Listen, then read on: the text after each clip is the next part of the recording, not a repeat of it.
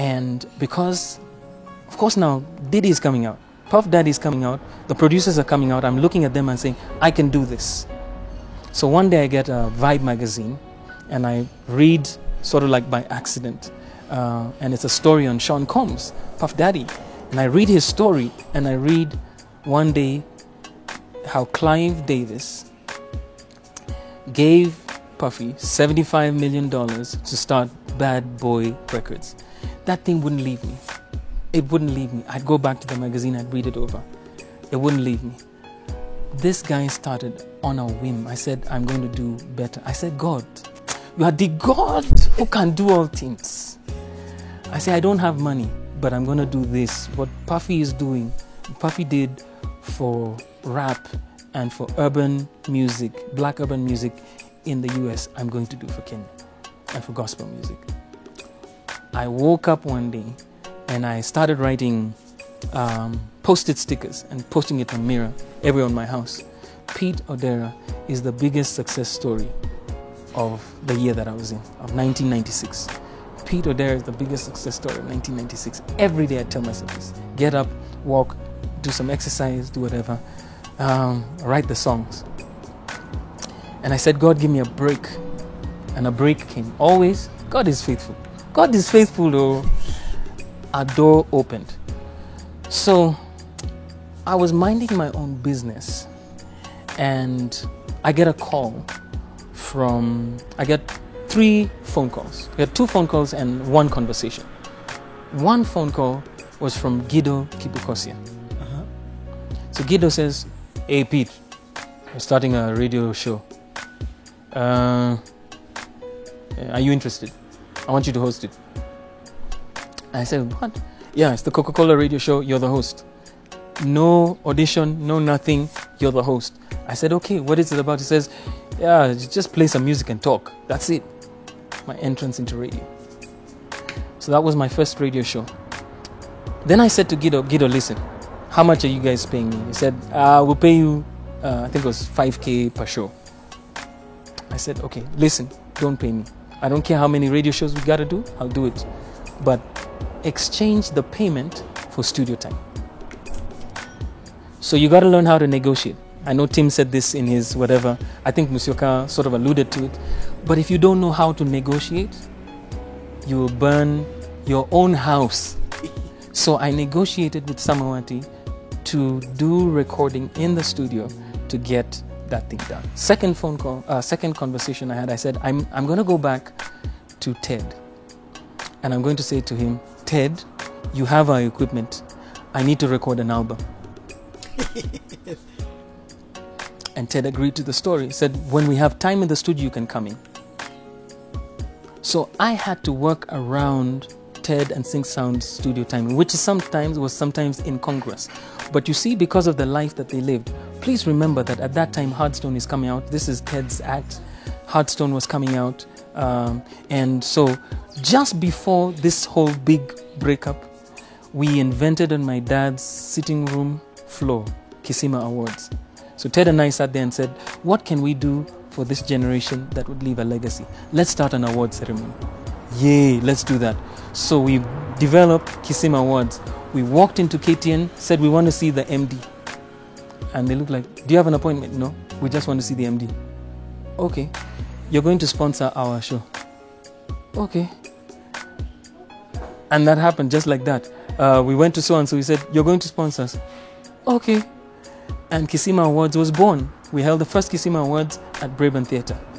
Our first guest artist was some guy who was from Jerry, somewhere who was doing gigs, who somebody had told Ted about and said, let him come.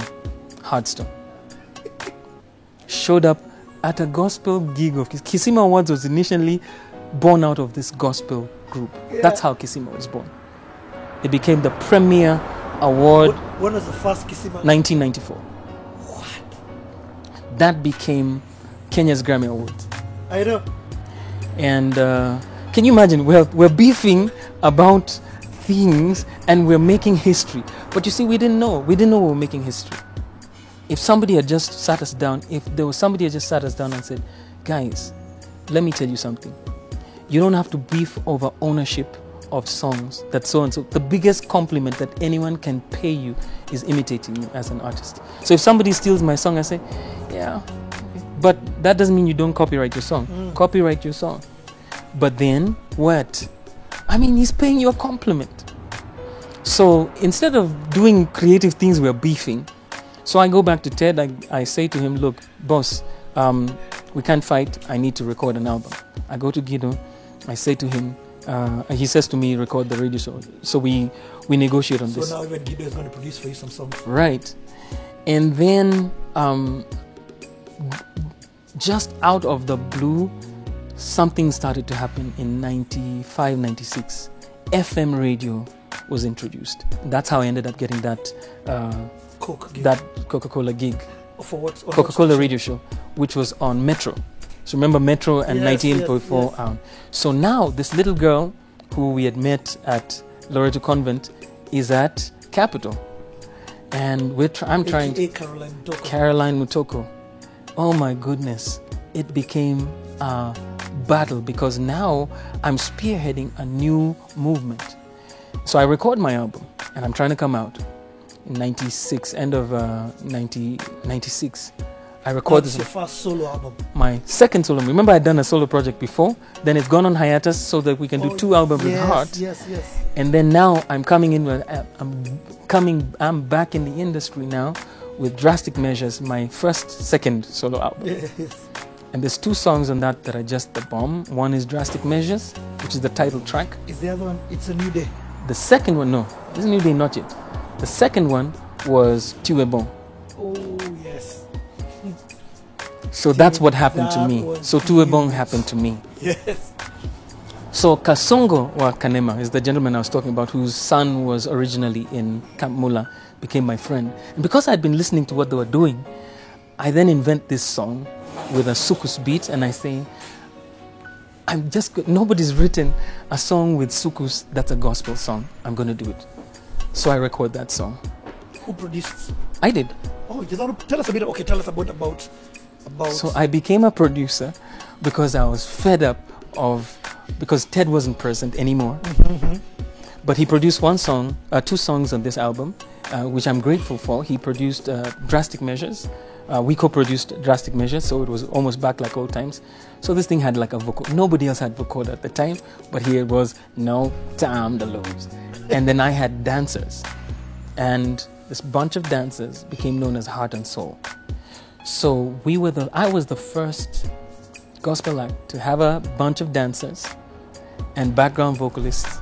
And it was just amazing, like I don't know what. Yeah. So I thought I had done things before. People thought that, but now this is Pete Odera on steroids. I was angry because I said I was where Ted was, light years ahead of me. I was at the place where nobody's ever going to call shots for me anymore. And I'm so thankful for Ted because that's a thing that he taught me without. Oh my goodness! I owned all my material. I sang on the tracks. I got back. So guess who was my background vocalist? So one of my good friends from back then has a little sister. I've known her since she was 5. She walks into my office because she's now going to uni, and she says, "I don't want to go to uni to study biochemistry. I want to sing. My parents want me to go to uni. My sister's on my case."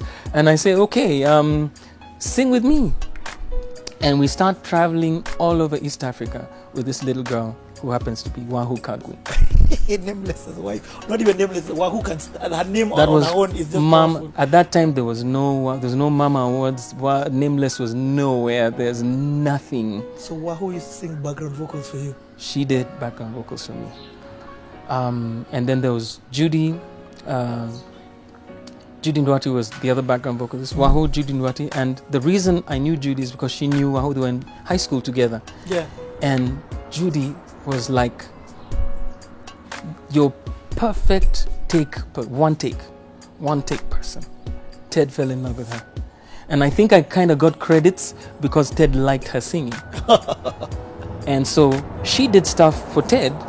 So we now started co-working together. So our beef was now mellowing out. Yes. Because I realized, and we need each other in the industry.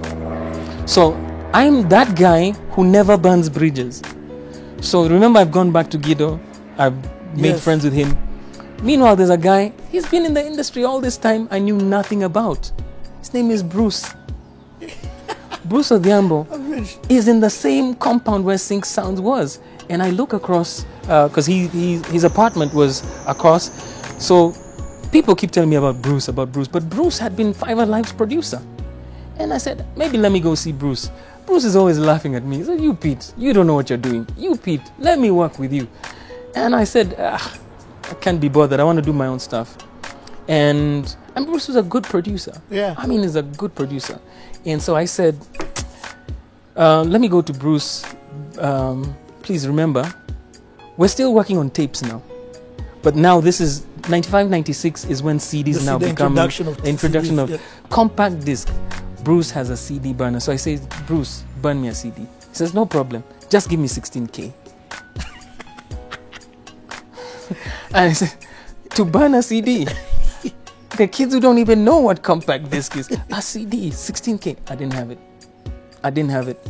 And Bruce is laughing. He's saying that and laughing. He says, because you're my friend, I'll do for you for 16K.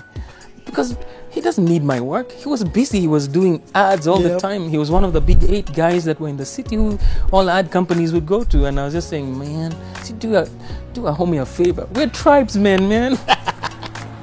But Bruce is a businessman. And I won't do it for free. I'll do it cheap for you, but I won't do it for free. I didn't have the money.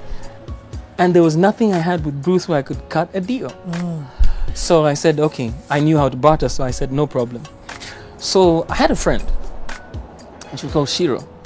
So I said to Shiro was doing a show at that time on Capital FM. Yes. And so she snuck me into Capital FM to do a show. So she said, hey, this and this and this. So after the show, she says to me, how can I help? You know, what are you struggling with? I said AB. She says, talk to my brother. Shiro was John Githongo's sister. And they had a computer that could burn somewhere in Kilimani, Hurlingham area. So she sent me to her brother to burn the CD. And the brother says, because you're my sister's friend, I'll only charge you 5K. And the reason we wanted to burn CDs is this. So Capital FM was the go-to station at that time. People weren't listening so much to Metro. They wanted Capital because Capital had the people who I wanted. And Capital would not play gospel music. They would not. Yep. Because the management at the time knew, please, gospel music, there's no gospel, what am I going to play? This is why I love Kirk Franklin.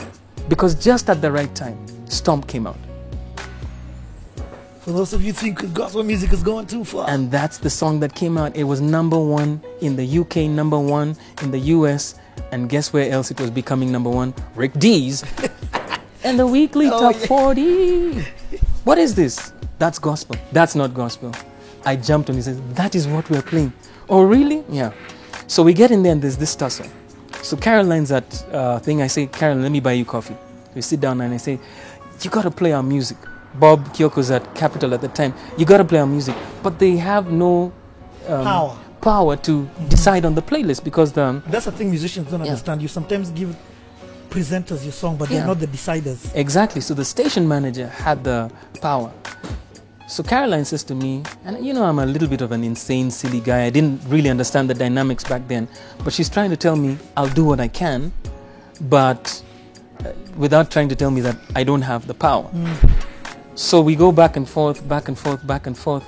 The station manager says no. So she comes back with, don't give us these bad tapes, give us this on chrome tape. So we take it back, chrome tape. The station manager says, don't give us on chrome tape, give us CDs.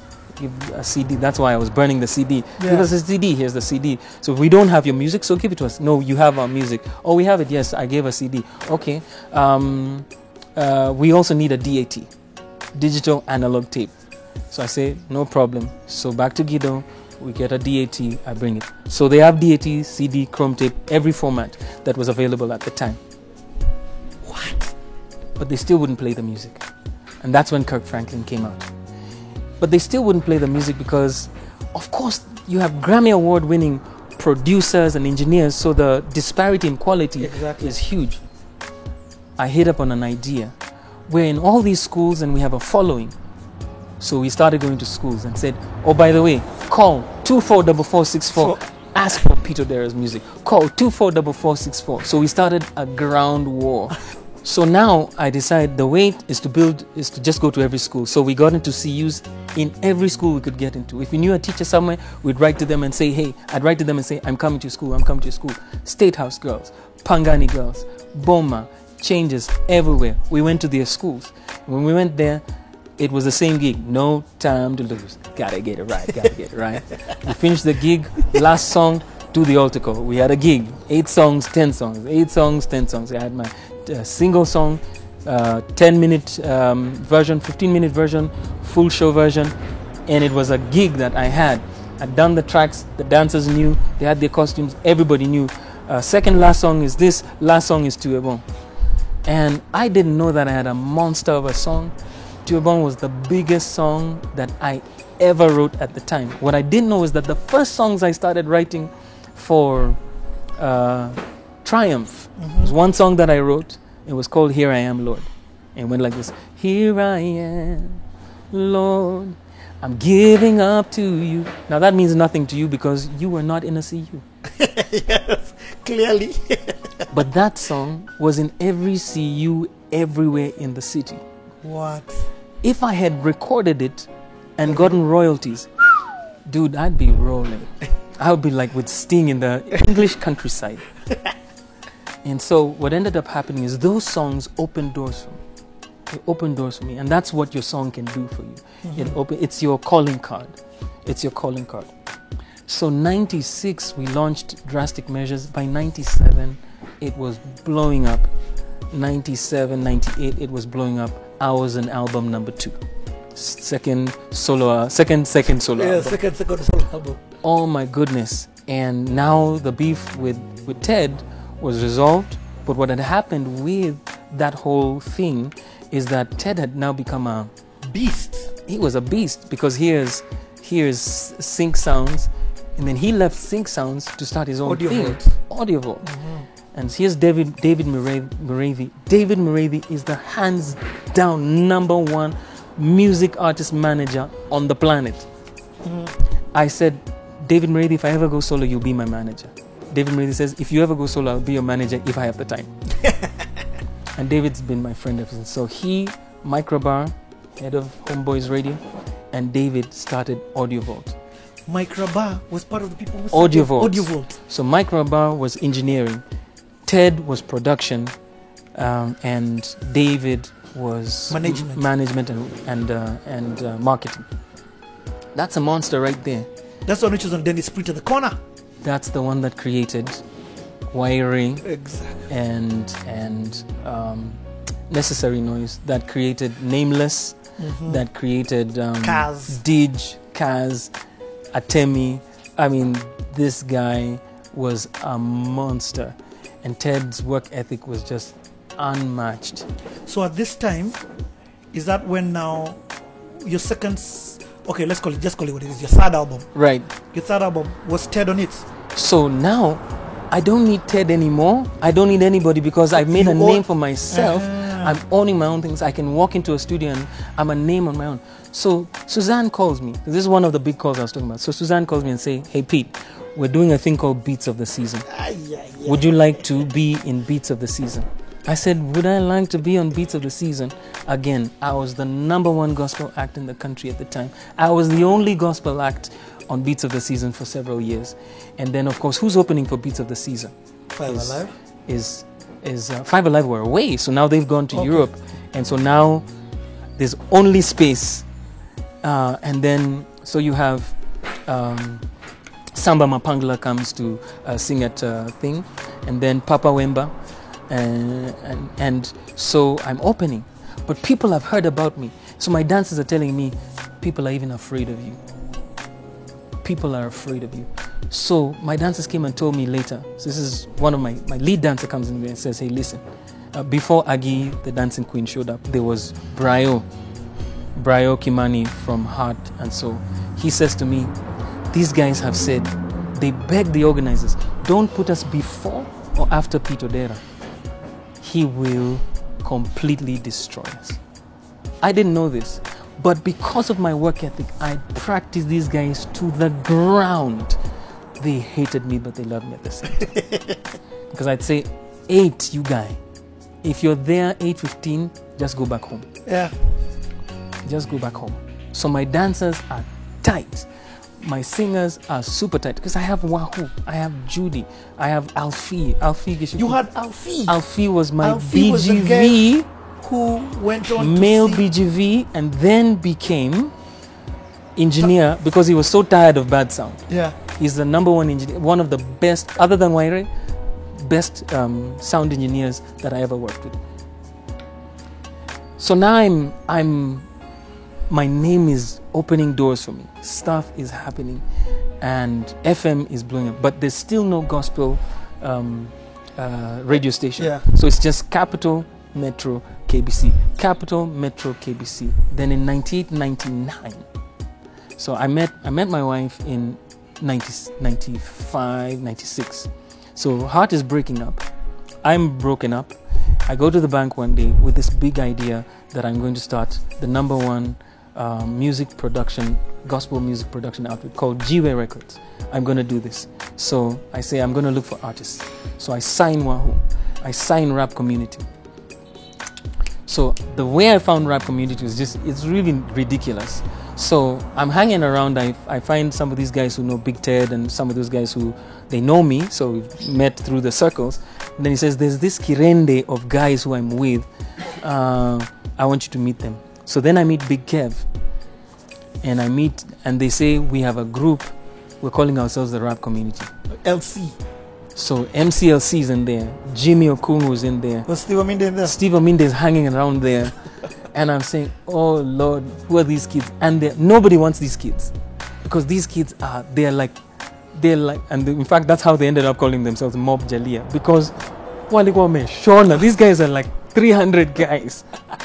And it's not clear who's in the mob. But we know LC is there, and we know Big Kev is there, and we know Big Ted is there. Yeah. The rest of the guys, we're not so sure. Then in that whole kirende there's Aizo somewhere. But Aizo, he doesn't like being with Mob Jalia. He wants to be on his own. Soul Child. So, and then we have Soul Child. So I have these guys who are now tapping into something that's coming out. Remember that time, like Tim was saying, rap is becoming big. So Tupac is coming out at that time, 95, 96. Biggie is coming out. And then there's Bone Thugs and Harmony. Ooh. And these kids are on steroids. So you have Circuit. So he's just come out of high school at that time. And he's just one actor. He's the number one actor in the country. Circuit. Who later on becomes Circuit and Joel, that group. Right. And then back to Circuit again. Yeah. So Circuit comes and he says, my name is Wagana, and this is what I do. And he says, I want to join your outfit. And I say, no problem. So we sign these guys. And the next thing we do is I'm touring with Rap Community, Wahoo, Judy, Aizo, and myself. We have In like five buses, man. 5 acts in Jiwe Records. Let me tell you, one day, guys from Kalamashaka came and said to me, you guy, you're a monster, you guy. Meanwhile, I didn't know what I was doing. I was just focused on my work, not knowing that I built a thing behind me. I didn't know I was building contemporary gospel music industry. I had no idea. I was pioneering rap. I was pioneering dance. I was pioneering schools ministry. I was pioneering all these things with no template. Yeah. So all these things Kubamba doing, we did that. We went to every school and now they did it on steroids. Yes. So radio shows, pioneering. Pioneering.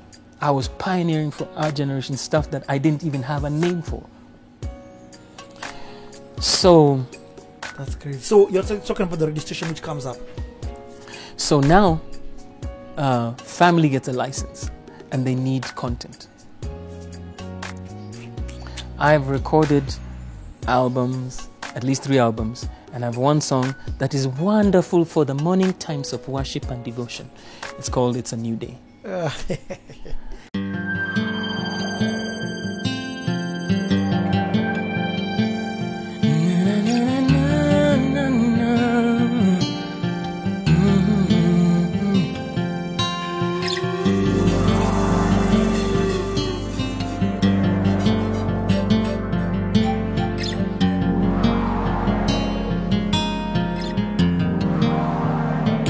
a new day. It's a new way. A brighter day, a chance to make it right. It's a new day. It's a new way. A new beginning, a chance to make it right. A brighter day, a chance to make it right. The path behind is hopeless, broken, shattered dreams. Going on is pointless, that's the way it seems. There's a brighter day that's waiting. Trust what Jesus says. Your tomorrow could begin today. It's a new day. Yes, it is. It's a new way. A brighter day, a chance to make it right. It's a new day. It's a new way. A new beginning, a chance to make it right.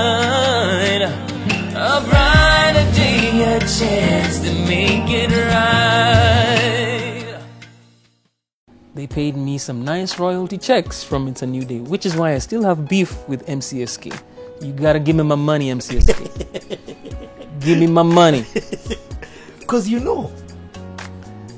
And so when family let me tell you something about It's a New Day. I was not even saved. What? I was not saved. But It's a New Day came into my radar. That was Look my at that. introduction to you. It came into my radar so much that I attended a gig that you did called G21.